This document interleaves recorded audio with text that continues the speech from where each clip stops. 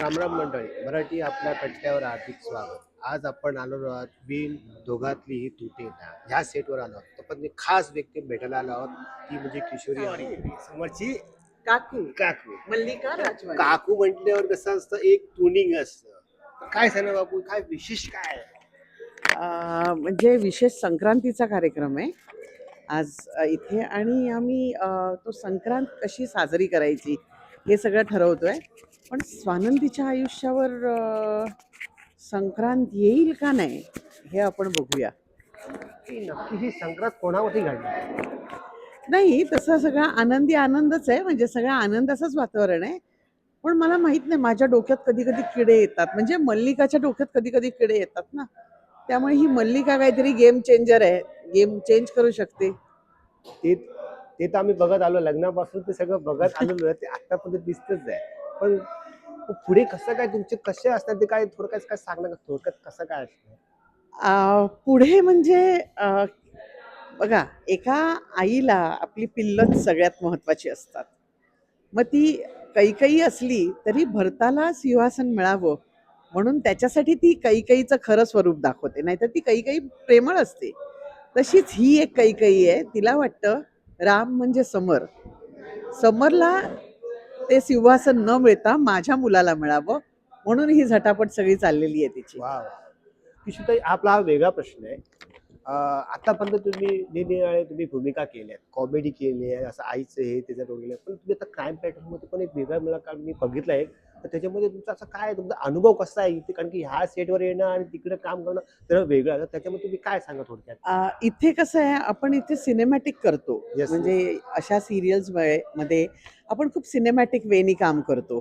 पण crime petrol वगैरे अशा ज्या सिरियल्स असतात त्याच्यात आपण खूप रिअलिस्टिक काम करावं लागतं. येस म्हणजे येस. ते तिथे लोकांना असं वाटतं कामा नाही की हे कलाकार काम करतात. तिथे असं वाटलं पाहिजे की ही खरंच ती बाई आहे, किंवा ही खरंच ती असं हिने असं केलंय, हिच्या आयुष्यात असं घडलंय, ह्याच्या आयुष्यात असं घडलंय, ही खुनी असेल का, ही खरंच खुनी आहे. इथे कसं, इथे एक आपल्याला ही लिबर्टी घेता येते जरा वेगळी, बरोबर आहे. सिनेमॅटिक. बरोबर आहे. पण क्राईम पेट्रोलमध्ये तशी घेता येत नाही. नाही क्राईम नाही. पेट्रोलमध्ये ते सत्य घटनेवर आधारित येस असतं. येस. त्याच्यामुळे सगळं खरं खरं वाटलं पाहिजे. बरोबर. त्यामुळे मेकअपही खूप नॅचरल टोन असतो. सगळं नॅचरल नॅचरल असतं तुम्हाला तिकडे. अशी कुठली भूमिका करायची वाटते या क्षेत्रामध्ये, असं तुमची इच्छा आहे? अशा खूप साऱ्या भूमिका आहेत तुम्हाला कराव्याशा वाटतात. तरी एक अजून बोलतात खूप ना की बाकी नाही आहे. का राहिलंय आतापर्यंत, असं बोलतात ना की नाही मिळावी जरा काय ती. मला ना खरं सांगायचं तर असं काहीतरी अशी wonder woman, Superman, super woman, जसं वा वा. सुपरमॅन जशी सुपर वुमन, अशी काहीतरी एक भूमिका करावीशी वाटते. ही आपली माझी वेग आयडिया आहे मनातली. पण मला खरंच मनापासून असं वाटतं की काहीतरी मला असं करायला मिळावं. तुम्ही आतापर्यंत तुमच्या प्रत्येक ठिकाणी रील पडत असतात इंस्टावरती सगळं, मग ते तुम्हाला ट्रोल येतात, मग तेव्हा तुमचं काय मत काय असतं? नाही, माझं काही असं फार विशेष मत नसतं. प्रत्येकाला वाटतं ते प्रत्येकजण येस येस. लिहितो. त्याच्याबद्दल माझा काही रोष नसतो किंवा काही नाही. ज्याला जे वाटतं ते ते व्यक्त होतात तिथे. दॅट्स बरोबर. इट. इतकं माझं सरळ मत आहे. बरोबर. आता एकंदरीत तुमची आठवण कुठली संक्रांतली, एक तुमची आठवण स्वतःची? संक्रांतीला मला आठवतं की मी लहान असताना आजी तिळगुळ करायची, वा वा. तिळगुळाचे लाडू करायची. तर तेव्हा मी तिच्याबरोबर एकदा बसले होते आणि तिला सांगितलं, "मला पण करायचे, मला पण." तर तिने ते नुकतंच ते, आणि ते गरम-गरम वळावे लागतात. Yes yes. ते म्हणजे एकदा थंड झाले की ते वळता येत नाहीत, नाही त्याची नाही. चिक्की होऊन जाते तशी. बरोबर.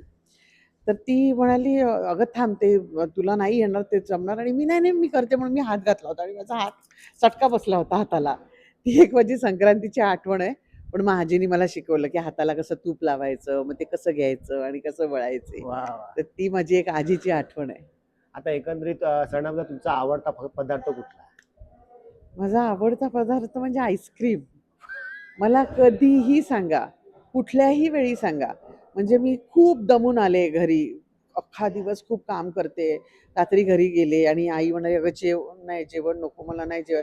"अगं थोडं तरी जेव, त्रास होईल उद्या." "नाही आई, मला जेवण नको, मी झोपते." म्हणून मी हातपाय धुतले किंवा अंघोळ केली आणि मी झोपले. झोपले आणि एक अर्ध्या तासाने आईने, "अगं उठतेस का? आईस्क्रीम खातेस का?" मी टुनकन उभी राहते आणि आईस्क्रीम खाते. म्हणजे एवढी दमलेली असेल तरी आईस्क्रीम म्हणजे खाते. असं वाटतं की पूर्ण दिवसाचा तुमचा राग राग किंवा तुम्ही सगळं गरम हे ते क्षीण जातो सगळं माझा तो. आईस्क्रीमवर काढताय म्हणजे थंड होत आहे. थंड होते. मला अरे खूप वा, आवडतं आईस्क्रीम. छान छान.